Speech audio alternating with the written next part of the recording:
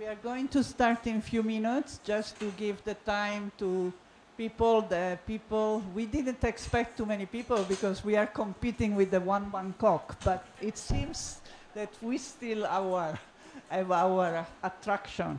So we are glad to see that there are more people than expected. So the chairs are coming. We have more chairs, don't worry. Yes. So we will start in 2 more minutes.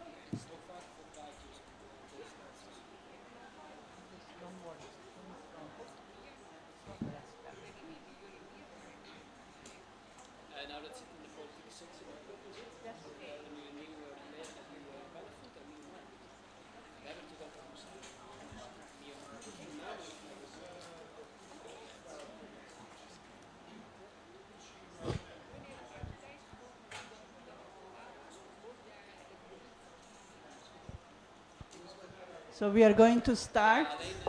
I am Sciortino. I am the director and founder of Junction, and Junction is this venue that you see here, which focuses on Southeast Asia, all kind of aspects of Southeast Asia, the beauty as well as the challenges. And today we are very privileged to have this collaboration with the Dutch Embassy here in Bangkok, and also with the Bangkok Art Biennale. So we have some of the artists that are presenting at the Biennale, as well as other artists who are presenting in Bangkok at the time their work, and they are going to share with us their views and experience in relation to power dynamics and art, power dynamic in the arts, art against power dynamics, all kind of dimensions related to art as they apply in their own work. And we are going to present the speaker very soon, but first I give the word to Christian from the Dutch Embassy, Christian Bergwerf. Ik ben zelf Netherlands. I am actually also Dutch, so I am very proud to be. Not many people know about, but so I am very proud to be collaborating today. Thank you so much, and we are also very proud to be here today with Junction and also the Bangkok Art Biennale. So many thanks to Junction and the Bangkok Art Biennale. Initially, when we thought how we could combine politics and art here at the Bangkok Biennale, we were brainstorming within the political section, and we thought maybe we can organize something with artists and ask them how politics and power dynamics and perhaps repression or feminism inspires in their work. And we were super happy that Junction was very forthcoming and happy also to think along and to organize this event today with us, and to approach also these excellent artists that are here with us today to talk about their link between art, power dynamics and politics in general.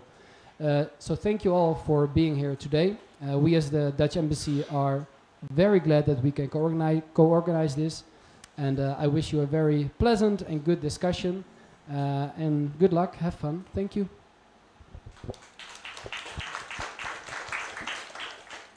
Thank you. And as usual, the speaker will have about 10 minutes time to share the view. We will start with from Indonesia, a country that is very dear to my heart. And I think everyone knows Mella. And now she's collaborating. She's an artist, Dutch-Indonesian artist. I think more Indonesian this day than Dutch.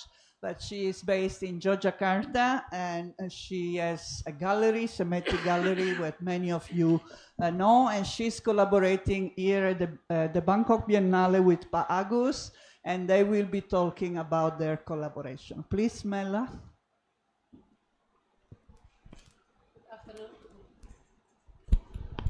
Good afternoon, everybody. Thank you all for coming to listen to this talk, to this exchange. Thank you to C Junction and the Bangkok Art Biennale to making this happen.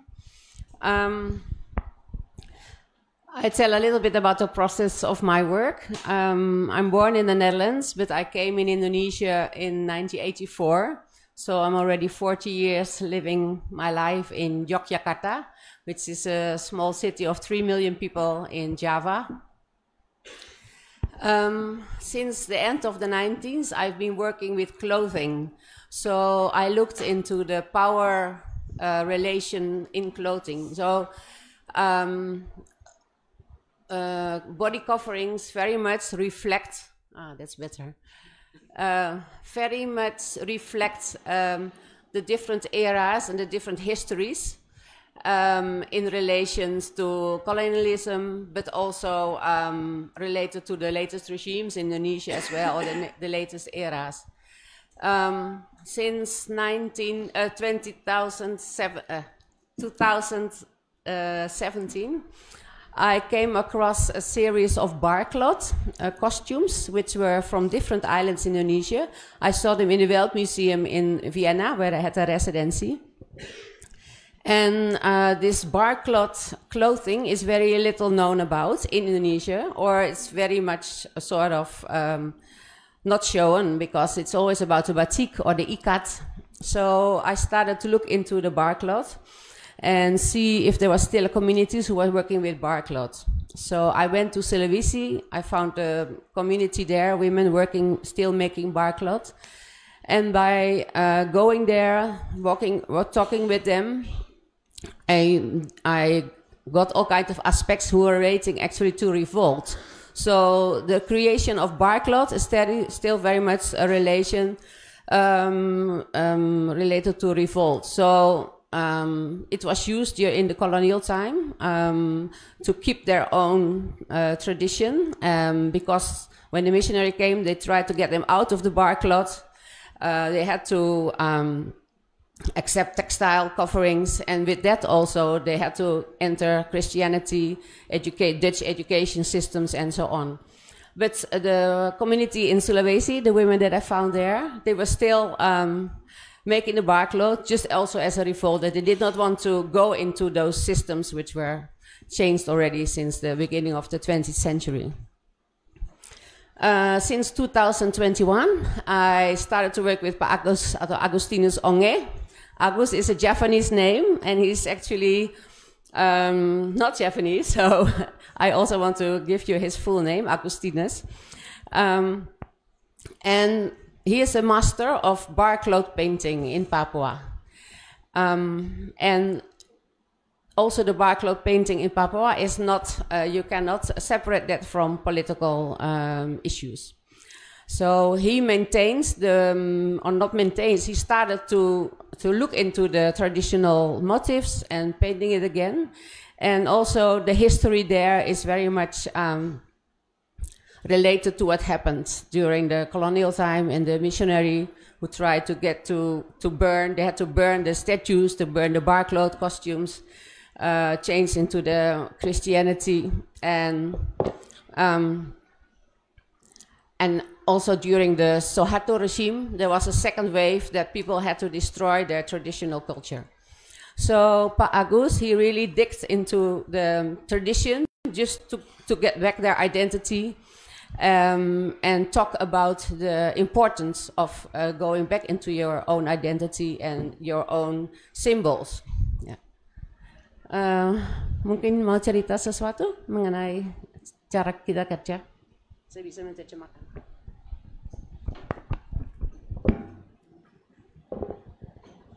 Silakan. Ya, saya sebelum mulai dengan ini, saya bicara tentang Papua dulu. Papua itu, Pulau Papua itu luasnya 3 kali dari Pulau Jawa. Pulau Jawa 3 baru dapat Papua 1. Papua besar sekali. Tunggu dulu. Aku menerjemahkan dulu ya.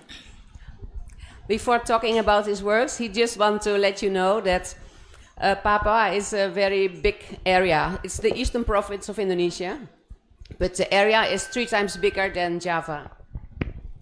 Jumlah penduduk itu sekitar 2 juta lebih. Terus suku, ada 250 suku, 250 bahasa. There are 2 million people living in this big area. There are 250 different tribes and 250 different languages.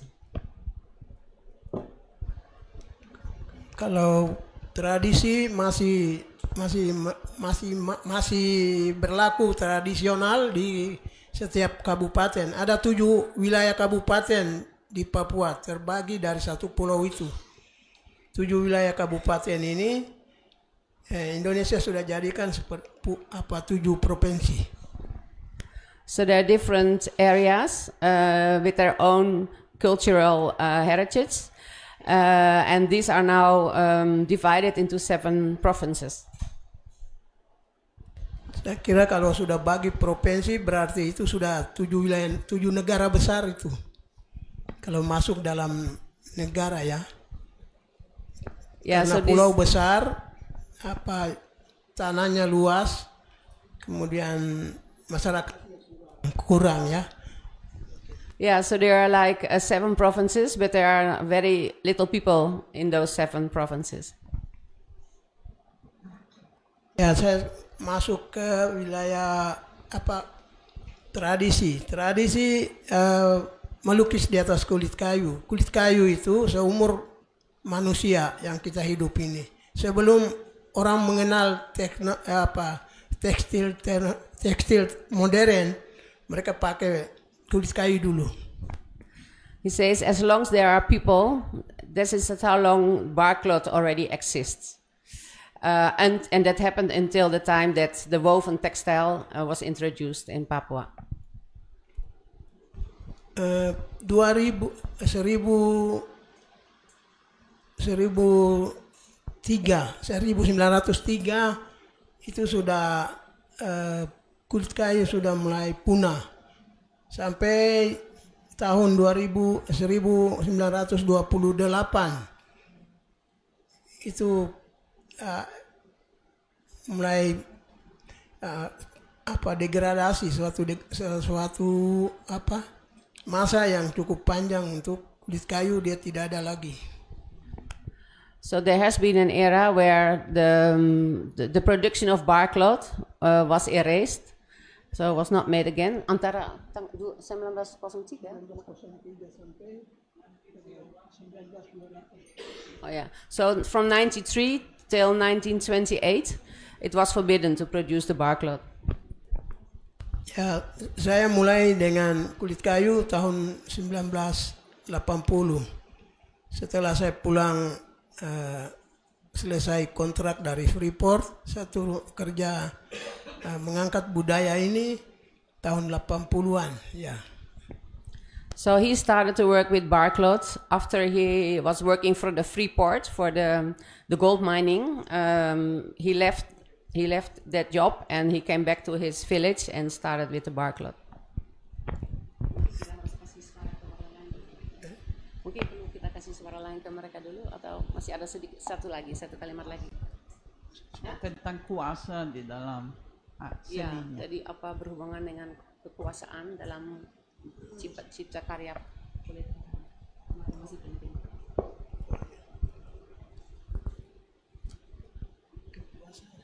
Maksudnya kenapa masih sekarang masih penting untuk bikin ya. Sekarang kami karena sudah hilang, kami bisa pakai sekarang, dan itu menurut budaya itu kami harus lestarikan budaya itu supaya jangan hilang untuk generasi berikutnya. Saya tahun 2010 saya ikut Asian Art juga di Singapura, bicara tentang regeneration and komunitas. So he still produces the barcloth because he thinks it's very important for the next generation, the regeneration, to understand their tradition. And in 2010, he was also part of a forum. And where was it? It was called Asian Art. And in Singapore. So, many communities who still make barcloth came together to talk about these histories. Yeah, regenerasi.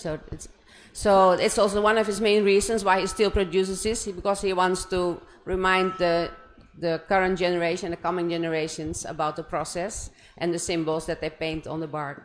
Ya, karena waktu di Singapura mereka tawarkan topik ini, saya bicara di forum itu waktu itu.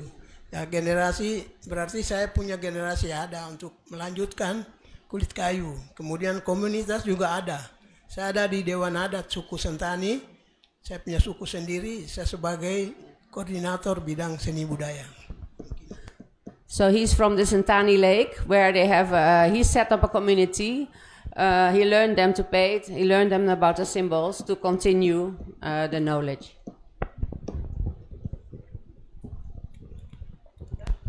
Mungkin saya tambah mengenai apa.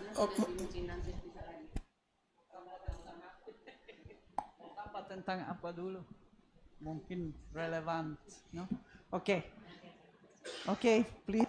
So we have now Musat that will be talking about his work and power in the art. So in the case of Papua, the power is also to maintain the tradition, is also a way to oppose as you would say, the annulment of culture in Papua, which is from the central government. In the past was from missionaries.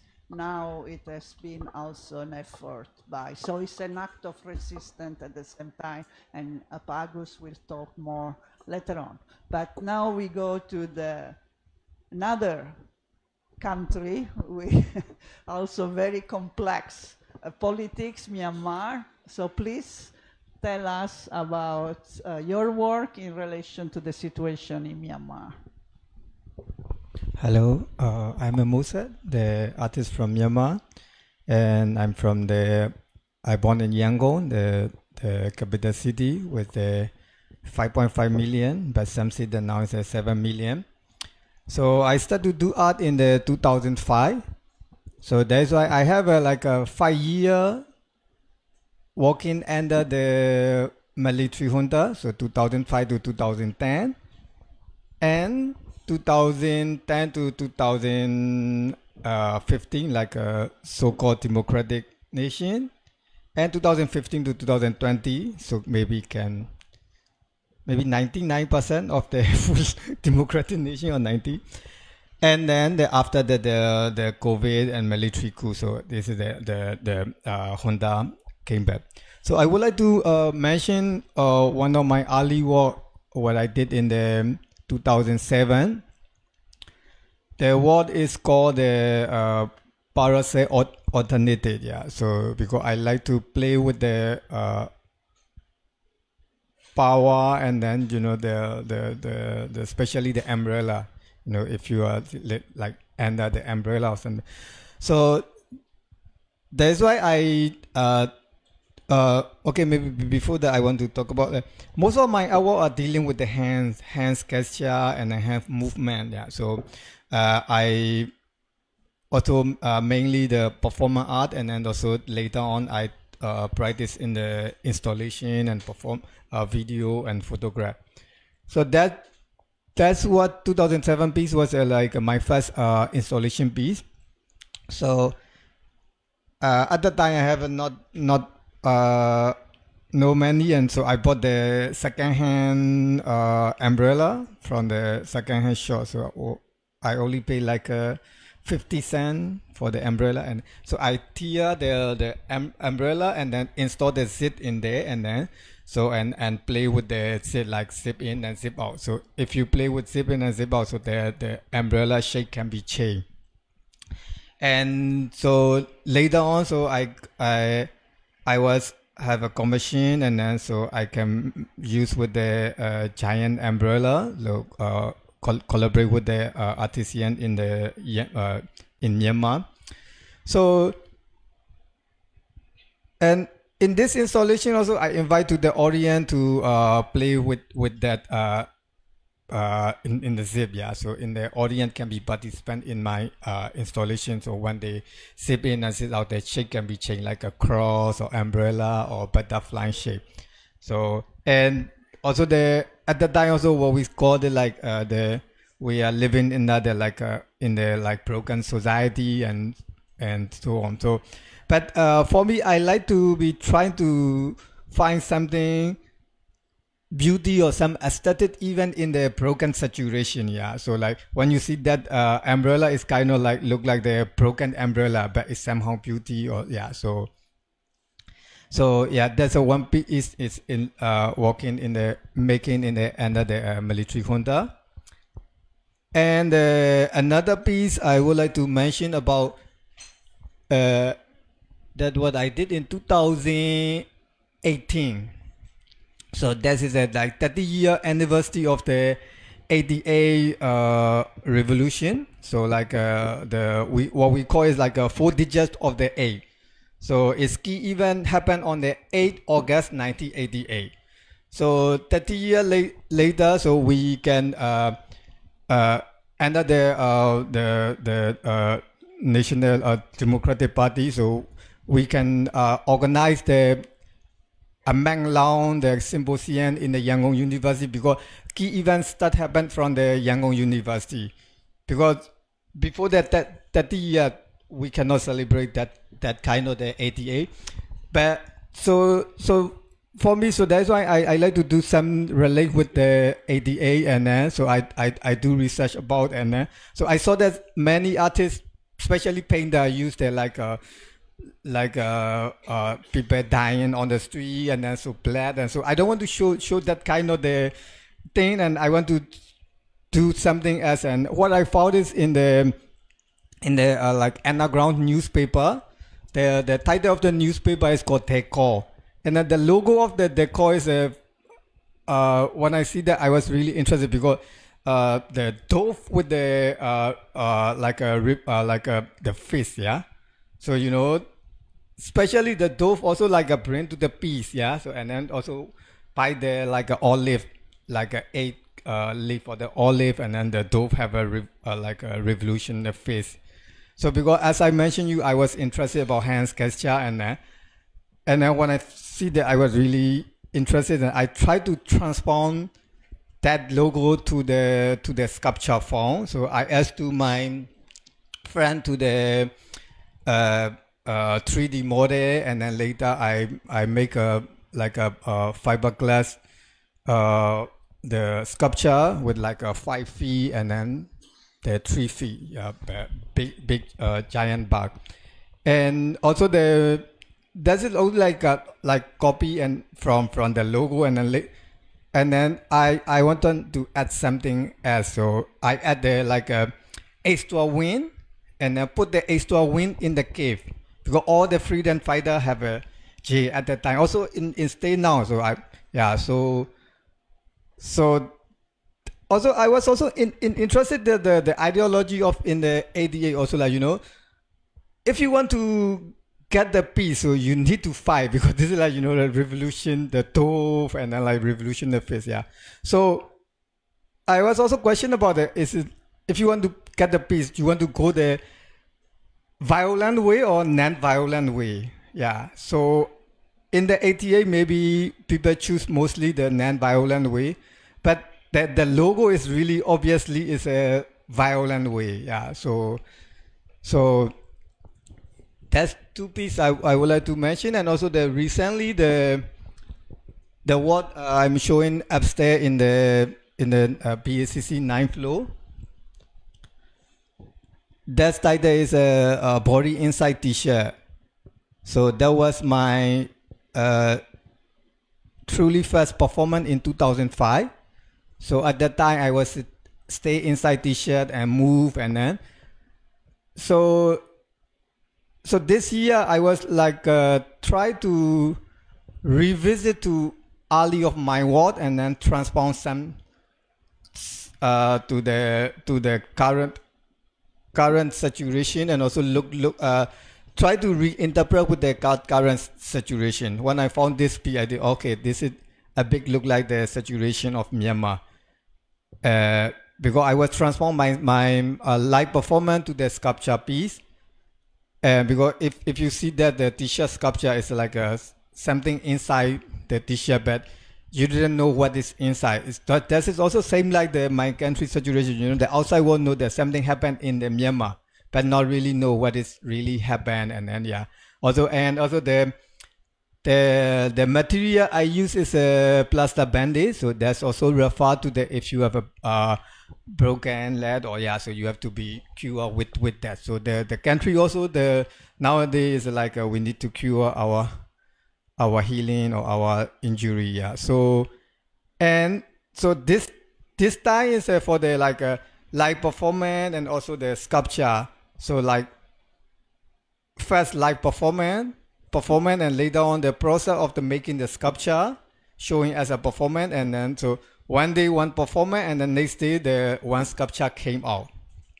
So this is a current state, and the last piece I would like to mention is my recently solo show that 3 weeks ago in London, the FINA Foundation.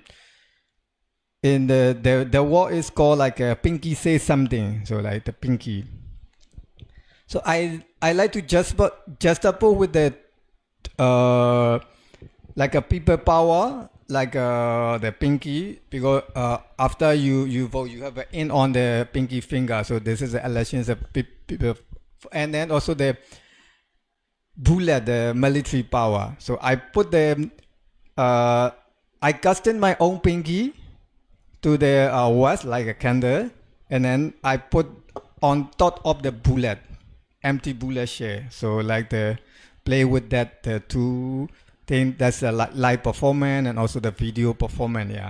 So because all the nowadays the problem is start from the election, because we have an election in the 2020, even in the COVID time. So we wear the mask and then voted in the November.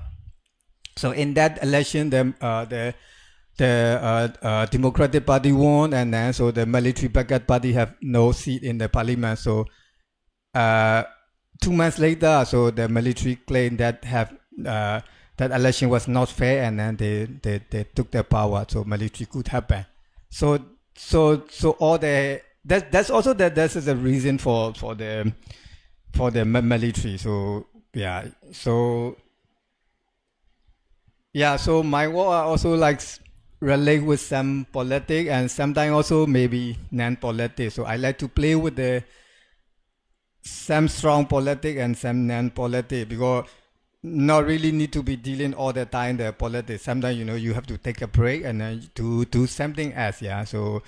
So and not really need to be pushed all the country burden on your shoulder, because you are just a human being. So you born in your Myanmar, but that's it not that your duty to all the thing put it on your shoulder, and then so that's why my work sometimes I totally avoid from what is happening in Myanmar. So I need to take a break, and then I do something else, and then came back, and then so this is now I like to try to make a balance of the politic and non-politic to try to find the right balance. Okay, so the weight of politics on the shoulder.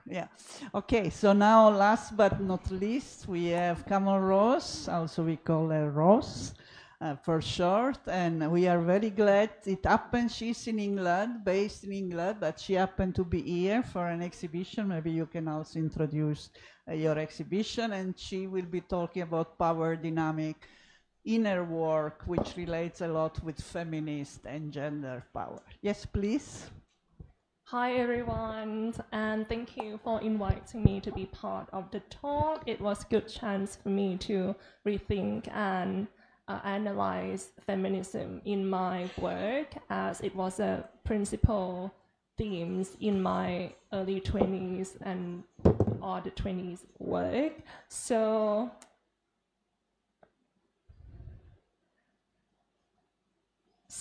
since I was asked to talk about 10 minutes, I will go straight to the key methodologies.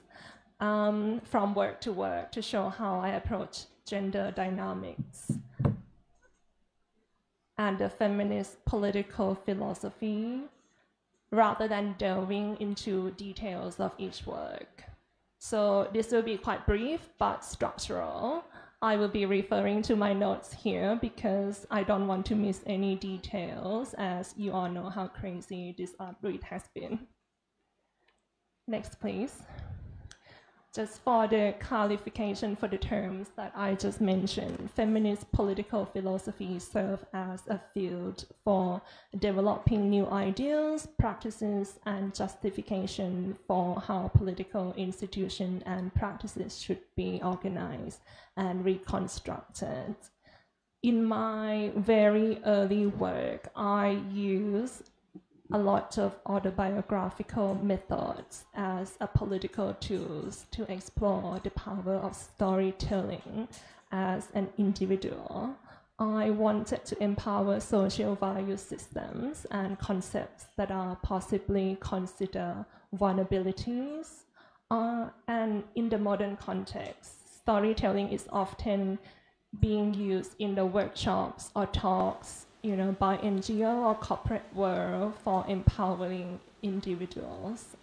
For me, storytelling is a way to challenge dominant narratives that often overlook, simplify, and universalize women's voices and experiences. In my case, a Southeast Asian female artist, being Thai, and the narrative that I used a lot in my early work was a young girl. Next slide, please.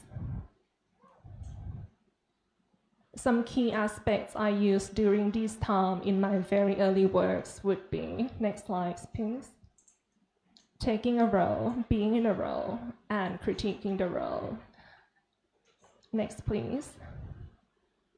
Aside from the past, aside to the future, my very first video work that I put myself in the character of the teenage girl in a safe place, transposing text from a diary to the video, critiquing the girl who has a passion in art and in love, adding the dedication at the end to girls who are in love, although the content in the video was quite dark. Next slide, please. The next work is called Catharsis. I was like 19 at the time. This one was a critique of being a female art student. I made this work as a solo exhibition locating between BACC and the Jim Thompson House, so just right in the Soi Kasem 2. After inhabiting a role or a character, another question I approached and was exploring was, of course, the interplay between reality and fiction. Next slide. I continue to embrace the role of female artist, positioning myself within the context of the art world. Next slide, please. I wrote a book called A Weak Romance. It's a short story about the Southeast Asian romance and Bangkok art world. The setting was in, of course, Bangkok, and even the BACC was in the book. Next slide, please. Roses Floweras. This book took the form of poetry and was first shown in 2014 at the exhibition called Poetry Will Be Made by All, curated by Hans Ulbrich at the Luma Foundation in Zurich, Switzerland. My next approach to storytelling as a feminist agenda was, next slide, collective stories. Next slide, please. Ex-boyfriend t-shirts project. I made an open call for a donation of items people had received from their exes but no longer wanted. I exhibited each item alongside a personalized story shared by its owner.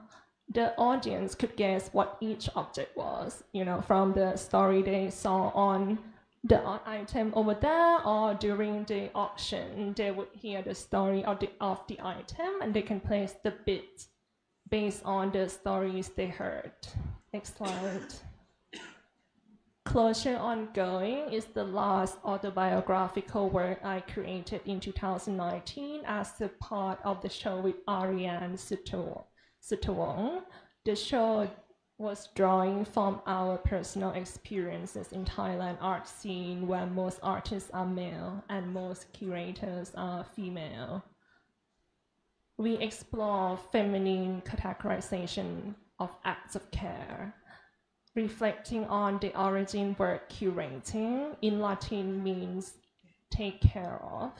My autobiographical work in this show examines gender power structure in Thailand, highlighting one instance where women are associated with reproduction rather than productive labor. Next slide, please. Moving on to the next methodology, I believe this is the most mainstream approach in the discussion about gender, which are the body and the gaze. Next slide.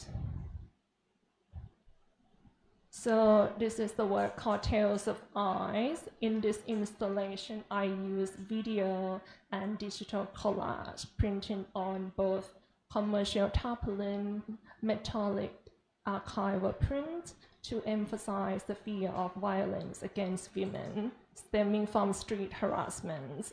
The materials that I choose represent the digital codified significance of the CCTV, represented as commercial advertising billboards, as you can see how I hang and the material of the work. The fragility of the flower-based pieces exposing vulnerabilities of the woman walking home alone late at night. This project rooted in my personal embodied experience as well as those other women supported by empirical evidence. In this work, I investigated the sense of self in safe and safety in an urban environment through my own body.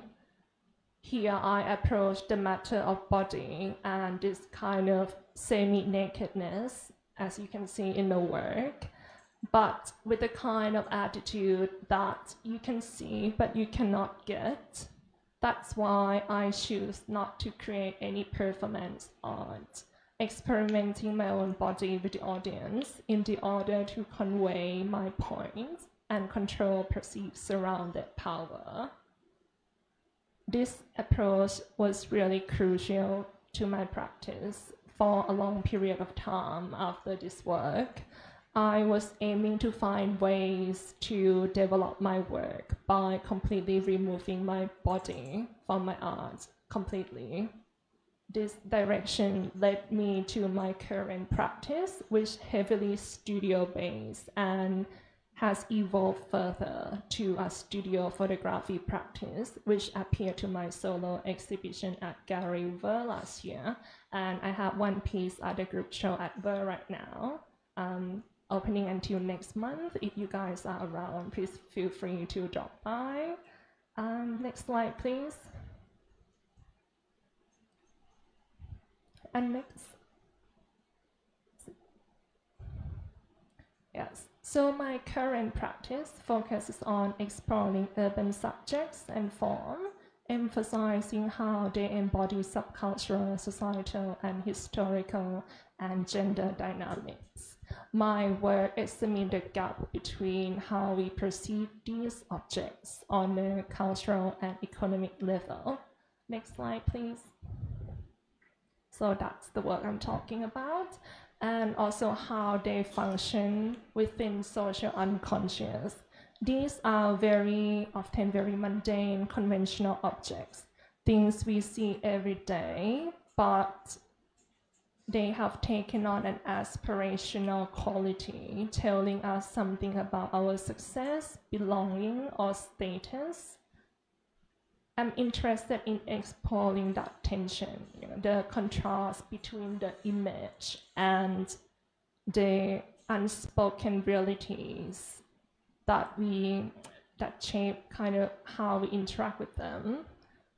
Ultimately, I aim to tease out these contradictions and invite viewers to see familiar in the new light, provoking them to think critically and about the structure as a whole. and their own relationship to power. Thank you very much. Very interesting to see the transformation. I love the one on ex-boyfriends and ex-lovers. Okay, so we are now going back to the serious discussion.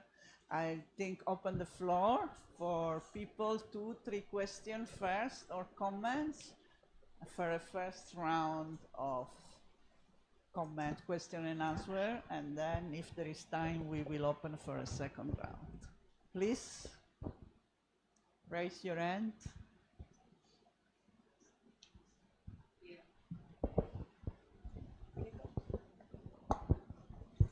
All right, I will start then. Thank you so much for sharing your stories and your insights. And I think it's fascinating how you are inspired by things around you. They may be political, or they may be connected to your personal life, or maybe socioeconomic developments in, for example, Papua.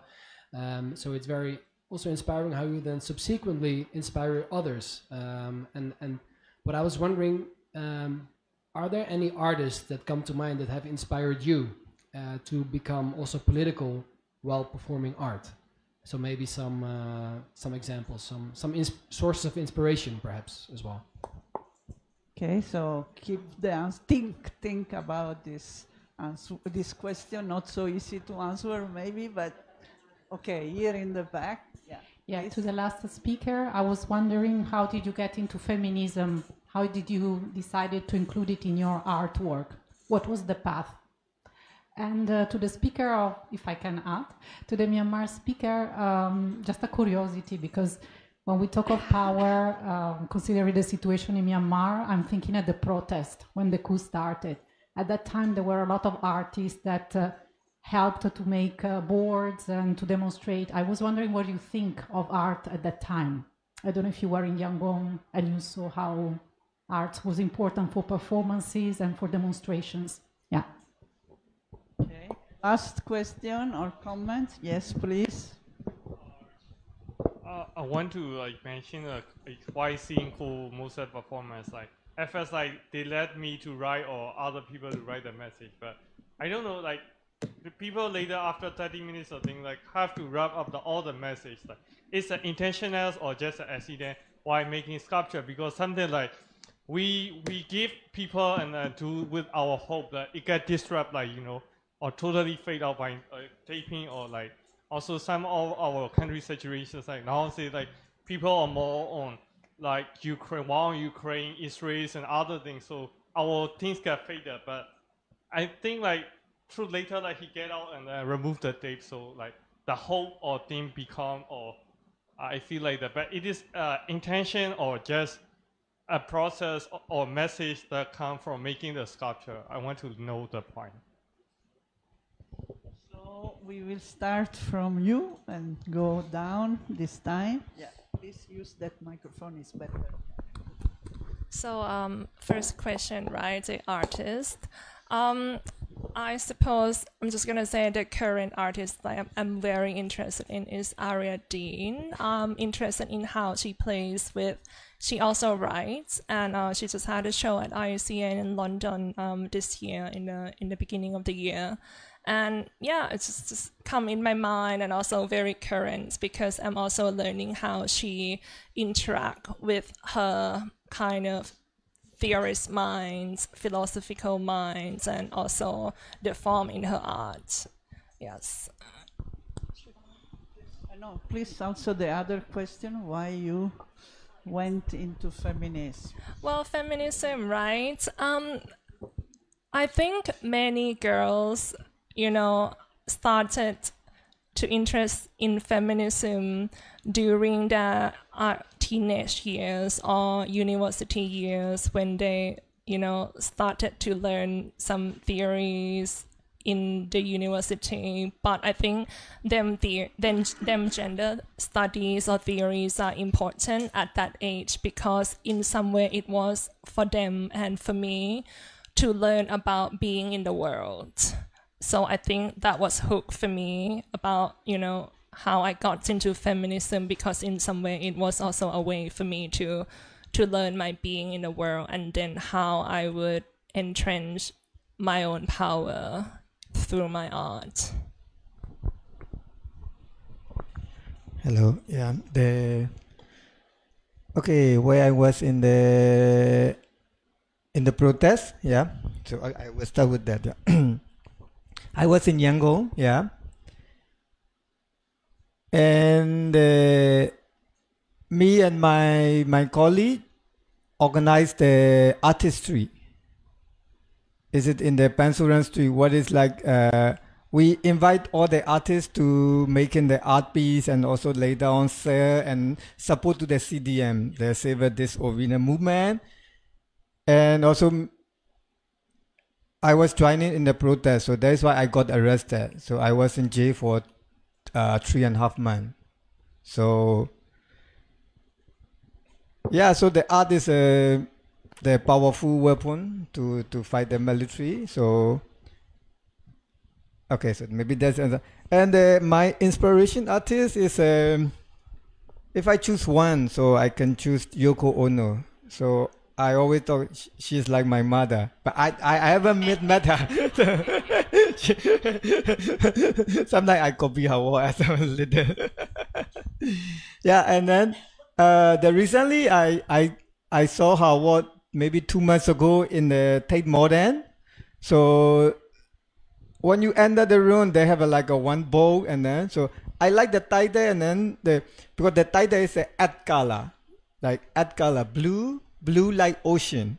So she provide to the like a blue pen to write something. It's like, you know, refugee bowl. Yeah. So she start doing that in the I think 60, and then so later on, so now it's and then the whole room is like a audience write, and the whole room filled with the like a blue color. And then yeah, you know, this is also the program is also the up to date now. You know, the boat people, and then yeah, so.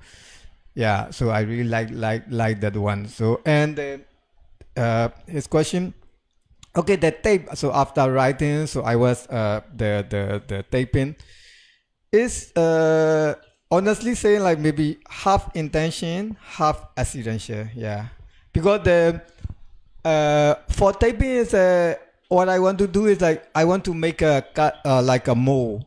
So like I'm not using the traditional method of making mold, so I only need the soft share. So that's why I use the paper tape. Paper tape have a not really the strong glue, so this is easy to remove. And then yeah, so because if you use the packing tape or the cello tape, so they are very strong. So that's why I use the paper tape. And then so that also can be the half intention, because after you write in, they have like a censorship or you cannot see the message. And then, you know, this is what the Myanmar situation happened now, and you know, the cover by Ukraine and then blah blah blah blah blah. So yeah, so yeah.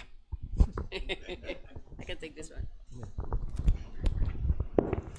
I find it very hard to come up with one name, because I think every time it depends in your process also as an artist, where you are, which artist you like, or are you inspired by which artist. So yeah, talking about the blue, suddenly comes to my mind again, oh yeah, Yves Klein, for example, was really one of my inspirations, or Barnett Newman, going into the color field. And yeah, because I've been working a lot with Indonesian artists, so of course much inspired by Indonesian artists like FX Harsono, for example. So more artists will also use art as a tool to communicate all kinds of issues in the Indonesian society.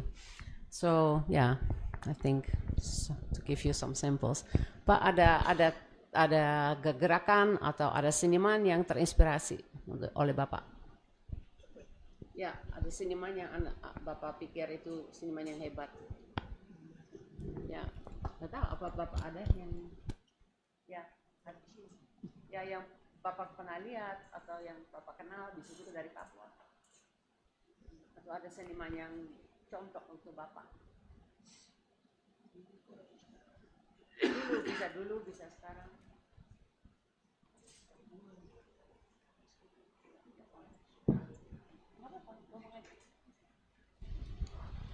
Yeah, kalau seniman saya ini bukan melihat orang, tapi saya mulai belajar dari orang tua saya dari sejak kecil.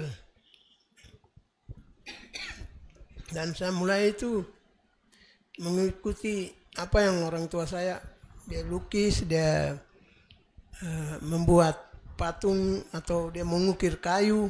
Saya ikuti itu terus sampai saya jadi tahu. Tapi saya tidak melihat dari orang lain yang jadi seniman hebat atau apa. Saya jadi hebat karena dari saya punya orang tua, bukan dari ini. So he developed his art because he was very much inspired by his parents, actually, but also his elders, maybe, you know, the community. So he learned from them, and this is his sample. So he does not has any important artists for him because this community and his parents were his sample.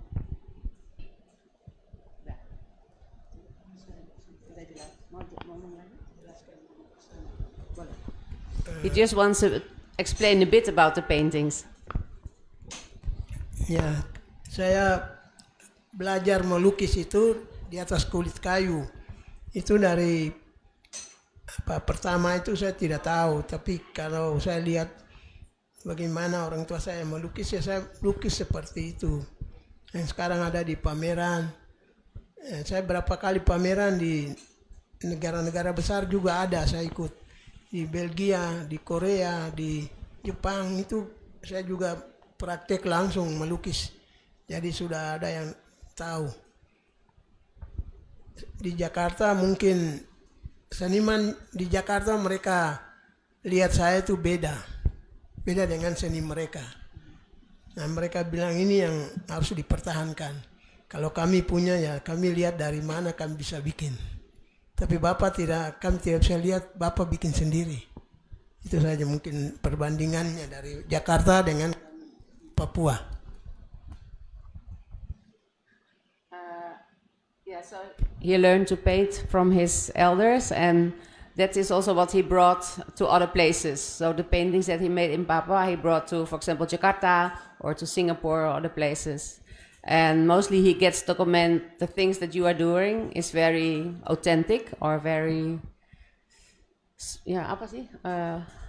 special, special, different than what they're doing in Jakarta, for example. Di Jakarta kan orang seniman hebat-hebat, artinya seniman yang sudah terkenal, punya nilai jual seninya besar lumayan juga. Tapi dengan kami yang dari Papua, seniman tradisional ini harganya di bawah sekali. Jadi ada diskusi juga tahun 2000.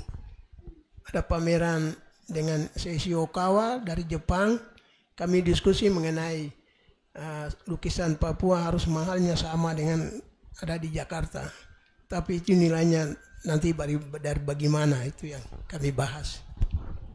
Yeah, I always feels like the value of artists, for example, from Jakarta, I value it much higher in a different scope than the artists from Indonesia, from Papua.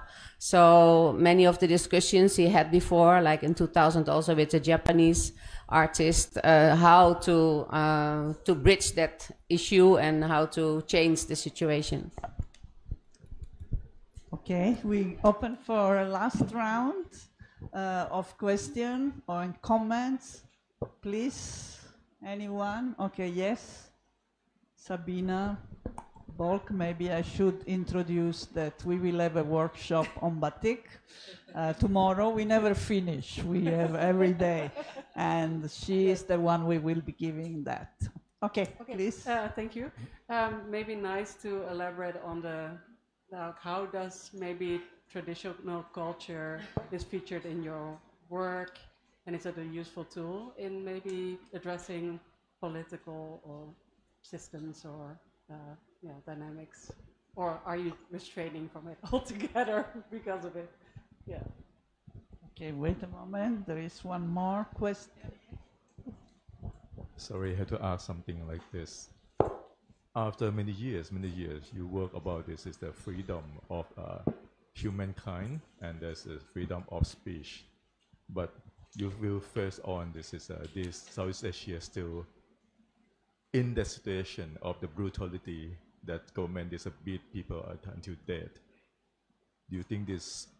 I also ask myself, art can change this, or art can convince the people to change it, or this is going to be make it a like a state of the people to realize is they have another freedoms to change the situation. But do we do enough yet? Or how to do more than this? Okay, not an easy question again. Okay, last question to give them some time to think about. No one? Okay, then we go with these two questions. Who want to start this time? I am a just person. In the dealing with traditional stuff, like I was in for the parasite alternatives, I was working with the artisan in the Myanmar. We have like the one town is like an umbrella maker living there. But later on, I started working with it because in that area they have not really the quality control, and yeah, so that's why I moved to work with the what is it, in near the Chiang with the Busan village, yeah, so they have an umbrella maker, so I order from there. And also in one of my piece called the handing and dancing, so that's what I was handing gesture from the South Africa, and a dancing gesture from the Southeast Asia, and as well as in Myanmar especially. So all the hands gesture are represent about the animal, so like the peacock, and so I was playing with this hand gesture and my body, and then so that's what came out like a live performance and also the video. So yeah, that's was start from the 2006, just a photo piece, and later they transformed to the live performance and collaborate with the one dancer. Yeah, so but not that always dealing with that traditional, but sometimes. So and but for his question, are we really have the freedom of expression in our Southeast Asia? So is it saying like, yeah, you know, it's saying like what is one of the saying in the Suharto era, like a free but polite. What is in the yeah, is it like because there's a one artist I invited Indonesia artist, and then he came and walked in Myanmar, and then he used that free but polite. Yeah. So is it like is it like our Southeast Asia is a same like that? You know, it seems to be the free but you have to be the polite, so not really have a yeah. Bebas tapi sopan. Bebas tapi sopan. I guess that's the. This is famous saying, right, in the Suharto era. Oh, I guess even after yeah, so because each nation have some kind of dictatorship, like neo dictatorship, and then so like so our South Asia have not really have a fully democratic yet, yeah. So yeah, so and then yeah, so artists have to be fight for that, or yeah, I don't know. I still don't know. Yeah. Also, how they treat to the freedom fighter in our art scene in Southeast Asia. How the artists dealing with politics. How yeah. So that's it. Also, I myself ask that kind of question like you did. I think there is the important part also, can art contribute to expand the space for freedom of expression? So two parts, the censorship as well, whether art can contribute to expand the space. Yeah. Please. Yeah, I think that's also one of the reasons why Pak Agus is still using the same traditional forms, because also like in the 70s, 80s, There was the son of Rockefeller.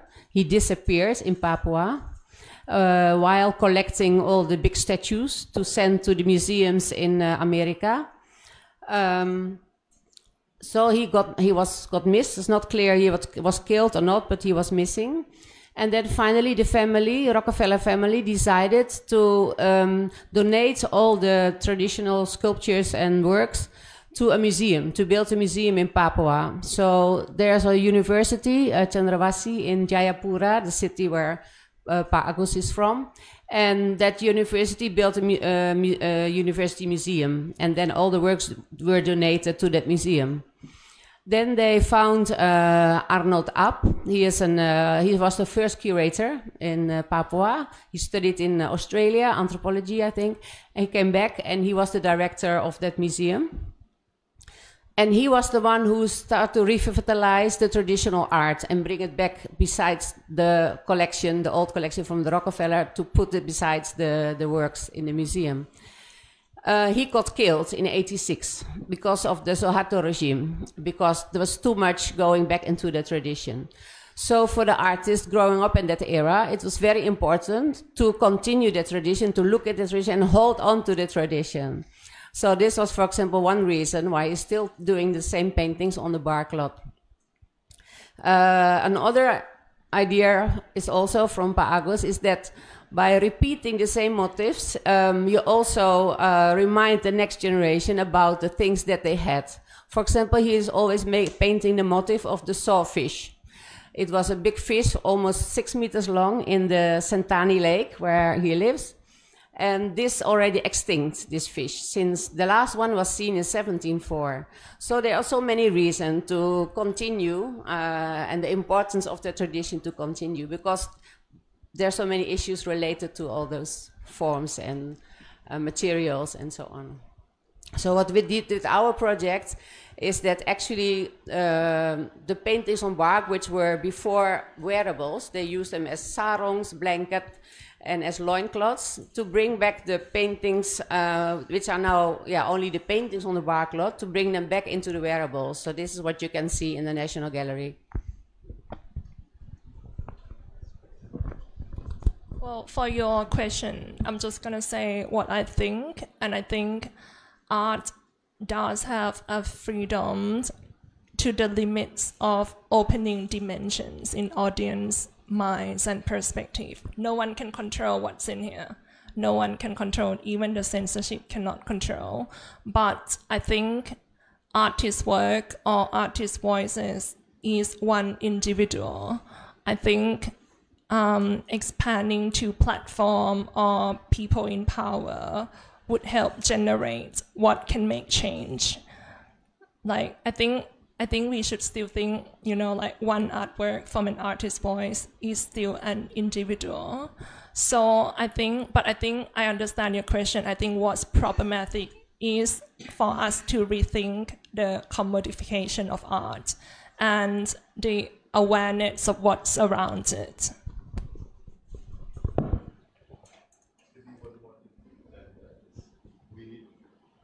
We in the issue of this is like here is a freedom to speech, but we have limit to speech also, and also there's some person is pretending as is a freedom to speech. So we kind of this of ignore or this paranoid ourselves, which one or which subject can be good enough for the future or something like that. Yeah, that's what I mean about the commodification of art, and that's what all we should think about. He's also an artist, quite famous in Thailand, on sculpture, environment, and many other issues, very much concerned with poisoning, nuclear power, and other form of power. Yes, and I think there are other artists in the floor. I cannot recognize them all, but thank you for coming. So I think an applause for all our speakers. The event is not finished. Not finished yet, in the sense that we have food from 3 countries, Indonesia, Thailand, and Myanmar, to celebrate our speakers. So please enjoy. We have also drink donated to us by the Bangkok Art Biennale, so there should be some beer. For normally we don't do that, but this time we do have some beer, so please continue the conversation outside. There is a lot to reflect on, but you can also take a break and enjoy, and as usual, give a donation on your way out. Although we have a generous sponsor, this helps us to continue our activity. Thank you very much.